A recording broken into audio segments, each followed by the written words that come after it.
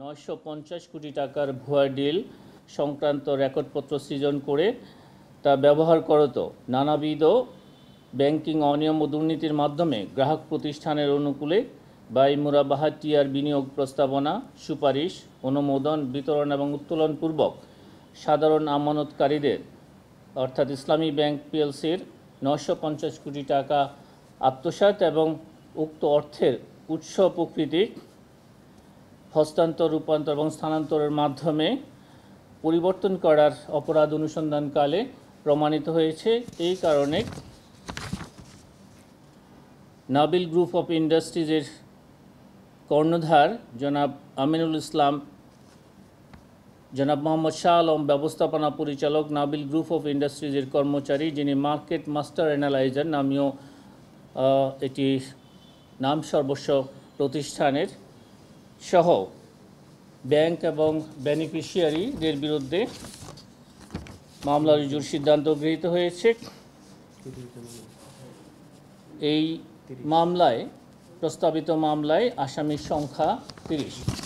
জনাব মোহাম্মদ আমিনুল ইসলাম, যিনি মালিক ও স্বত্বাধিকারী, শিমুল এন্টারপ্রাইজ ও এমডি, নাবিল গ্রুপ, প্রভা, রাজশাহী। তার স্ত্রী আছে ইশরাত জাহান, স্বামী মোহাম্মদ আমিনুল ইসলাম, মালিক নাবিল ট্রেডিং, রাজশাহী। ফারজানা পারভিন, স্বামী Saiful Alam Masud, chairman S Alam vegetable well.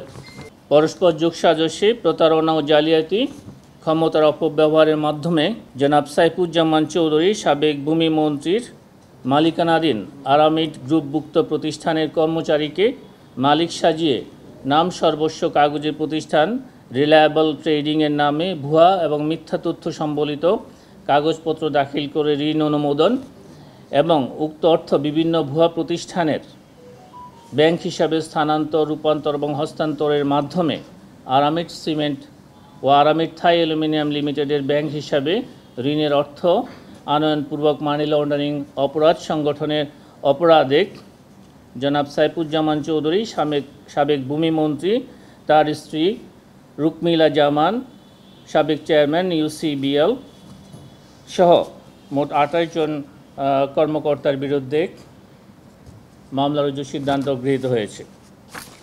অভিযোগ সংশ্লিষ্ট জনাব নাজমুল হাসান ফিরোজ, অতিরিক্ত police super, DMP, Pallabi zone, Mirpur, Dhaka.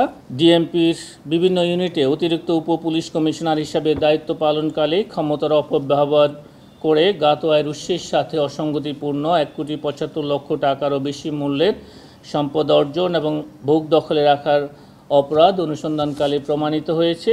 এই কারণে তার বিরুদ্ধে দুর্নীতি দমন কমিশন আইন 2004, দুর্নীতি প্রতিরোধ আইন 1947-এর 5-2 ধারায় একটি মামলা রুজুর সিদ্ধান্ত গৃহীত হয়েছে। এই অভিযোগ সংশ্লেষে জনাব নাজমুল হাসান ফিরোজের ছোট ভাই, মা, শ্বশুর, মামাতো ভাই এবং শ্বশুরের ব্যবসায়িক পার্টনার যথাক্রমে জনাব মোহাম্মদ এনামুল হোসাইন, তার 8,42,00,000 টাকারও বেশি মূল্যের স্থাবর অস্থাবর সম্পদের তথ্য পাওয়ায় এবং 83 কোটি টাকারও বেশি ব্যাংকিং লেনদেনের, অস্বাভাবিক লেনদেনের প্রমাণ পাওয়ায় তার প্রতি দুর্নীতি দমন কমিশন আইন 2004-এর 26 ধারায় সম্পদ বিবরণী দাখিলের আদেশ জারির সিদ্ধান্ত গৃহীত হয়েছে। এছাড়া জনাব নাজমা বেগম, জনাব এ.কে.এম. সাদাত হোসেন বকুল, জনাব মোহাম্মদ নিজামউদ্দিন পান্না এবং জনাব মোহাম্মদ মুস্তফা খান, যারা জনাব নাজমুল হাসানের নিকট আত্মীয়, তাদের সকলের প্রতি দুর্নীতি দমন কমিশন আইন 2004-এর 26(1) ধারায় সম্পদ বিবরণী দাখিলের আদেশ জারির সিদ্ধান্ত গৃহীত হয়েছে।